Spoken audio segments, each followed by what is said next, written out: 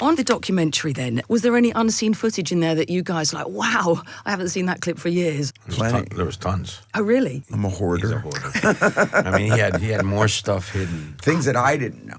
Yeah. That I forgot. And songs like Living on a Prayer, whose idea was it to have that massive chorus? When we wrote it, we didn't have a single note or word or anything. We walked into a room together and just started banging around. And, the writing of it was one thing. But when we went into the room and developed the bass line and Tico put a beat behind it, that's when it really came to life. When I mentioned I was interviewing you today, all of my followers, they just want to know, will you be working with Richie again in the future, do you think? Well, it's been 11 years. I'm waiting for the phone to ring, so it is.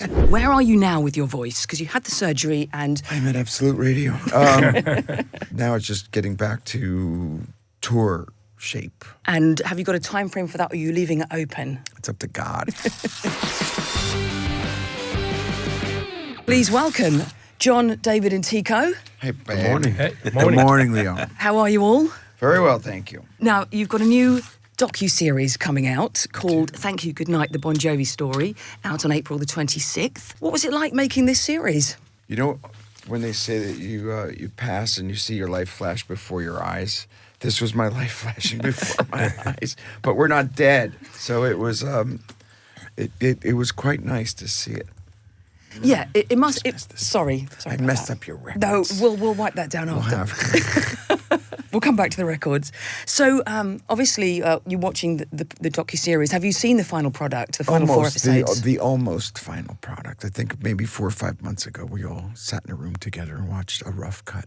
And how did you feel watching it? We've done a hell of a lot of work in the last 40 years. A lot's happened. Was that every incarnation of the band watching that together? Richie came over to my house and watched the first 3 episodes with me, yeah.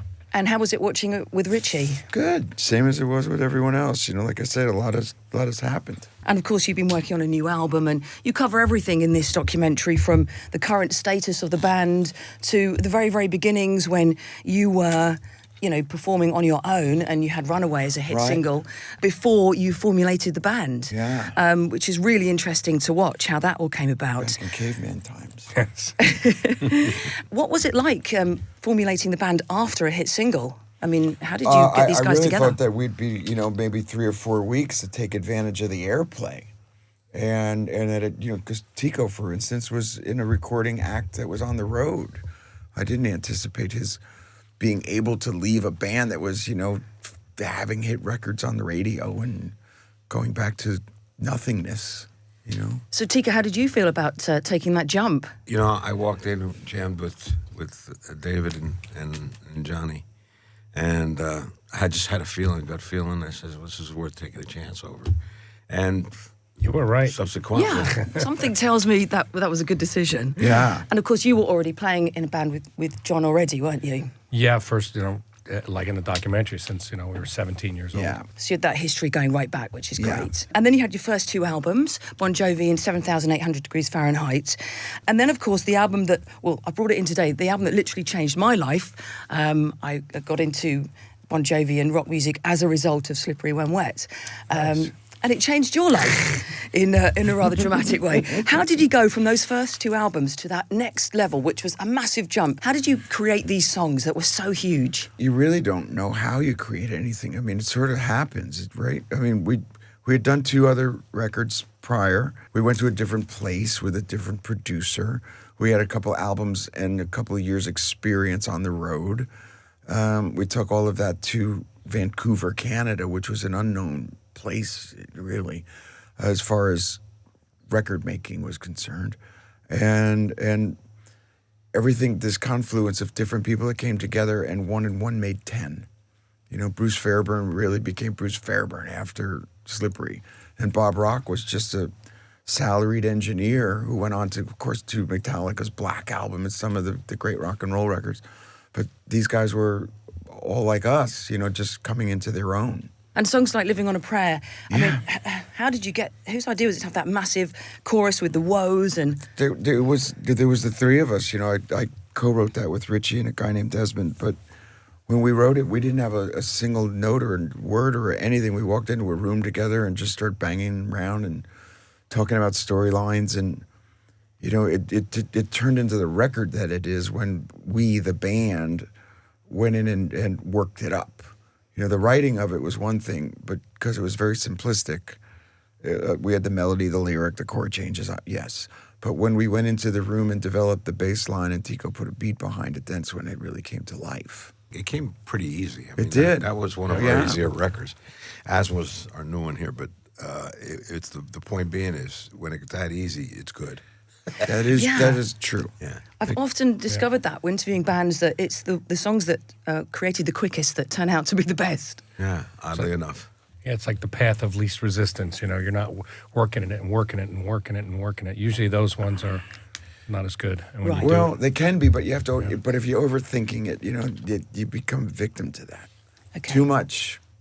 That was sort of the problem with technology. Is there was too many tracks, so you could add everything. Somebody had to teach you how to not add everything. How do you find that today with today's technology? Is That's the point. Is Right. you know, you could have 199 tracks on a record because it's not tape, it's digital, right? When there was 24 track analog, it was just boom chop, boom chop. Here you go. Good, move on. You know? Do you prefer the analog era? Had a different sound, but it was also time consuming. You know, if you wanted to see a part and move to another part, you had to cut tape. Yeah. we had to go out for Now lunch. they hit a button. You know, they go, oh, let's just see what it is. It's That's something that true. takes something that takes minutes. You know, took hours then. Right. And literally cutting up with a knife. Yeah, real, Yeah. real things, not zeros Yeah. and ones. Sometimes you lose some good stuff because they did Yeah. a lousy job. Yeah. Right. So, on to the documentary then. You do talk in detail about your voice. Yes, And where are you now with your voice? Because you had the surgery and I'm at Absolute Radio. You know what you see in the film was shot a year and 2 years ago, and I did have a major surgery, which was much to my surprise too, but the progress and the process have been continual, and I'm far along. You know, was more than capable of singing on the record and singing on a daily basis. And this early morning of on today, this Wednesday, I mean, my voice sounds pretty good for this time of Yeah, day. You it know, I does. mean, it's good. It's good. Now it's just getting back to tour shape. yes. And have you got a time frame for that, or are you leaving it open? It's up to God. Ask Him. You know, because that's really what it comes down to. When you think about your vocal cords, which probably the listener would never know, consider the size of your thumbnail. That's as big as your chords are. Yeah, you mentioned in the documentary, you know, sports players have an arm or a limb, Yeah. and your whole world revolves around this tiny space here. And yours too, right? It's the same thing. Yeah. Yeah. So that's what it was. It was much to my surprise that all this happened, but that's the rehab process now. But it was good enough shape to make this new album, It's good. Yeah. which I've heard one of the singles, Legendary. What was the inspiration for that song? Well, I think you get to a certain place in life when you're reflecting, and as the lyric says, I've got what I want because I got what I need, a fistful of friends that'll stand up for me. That reflected what was happening with the surgery and where we are in our careers. And, you know, that's why I think the song's resonating is people find that lyric to be their own, much like our other songs, whether it's something like Living on a Prayer or It's My Life, those characters become your story.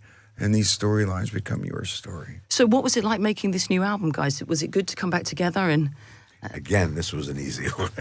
This flowed Yeah. together. The fact that we got together in Nashville, we've worked there before. The fact that it came together and just flowed is a testament to the songs. I mean, I don't usually listen to lyrics. I had to call John and tell him how great the lyrics was because really it was good. right. Good And it stuff. had the energy of everybody being in one room, looking at each other and banging it out.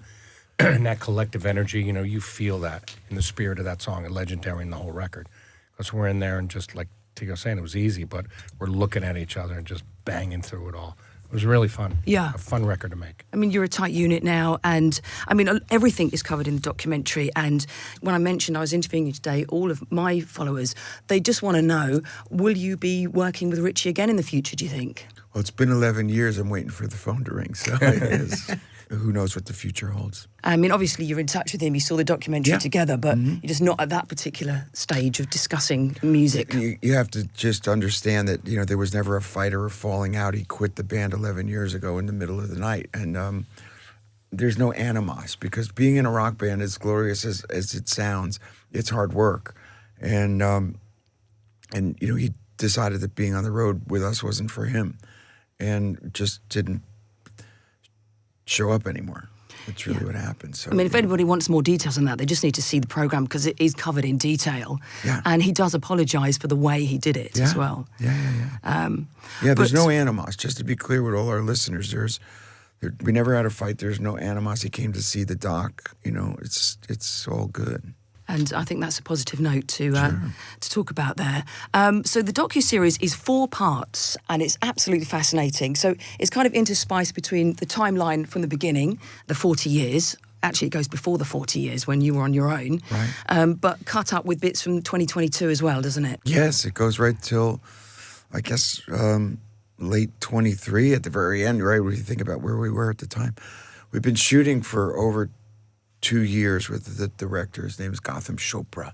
You may know his dad, Deepak Chopra. And he captured the essence of what was going on in current day while also capturing the history of the band over these 40 years. His access was unlimited, and we trusted him to tell the story. And he really delivered on the promise that he would.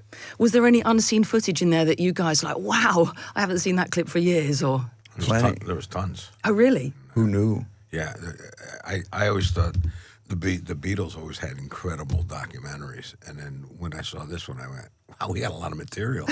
No, and honestly, just to see that stuff that was actually archived, John, I'm a hoarder. He's a hoarder. I mean, he had more stuff hidden that I don't think he even knew.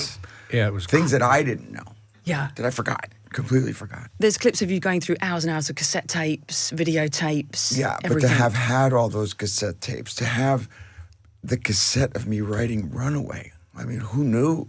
Or the original piece of scrap paper that you're writing Bed of Roses on, or all of these kind of things, we had no clue.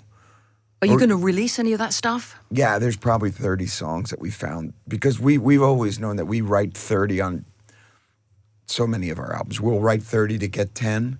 Yeah. And so there's a treasure trove of material. But there's some really good songs that, in retrospect, I go, how did that not make the record? Yeah. Well, I mean, I just can't wait for everybody to watch this docuseries because I thought it was fascinating. Oh, thank you. We also can't wait to hear the new album. And thank you for coming in, Bon Jovi. Amen. All Thanks, right. baby. Having us. Thanks, Leona. Thank you.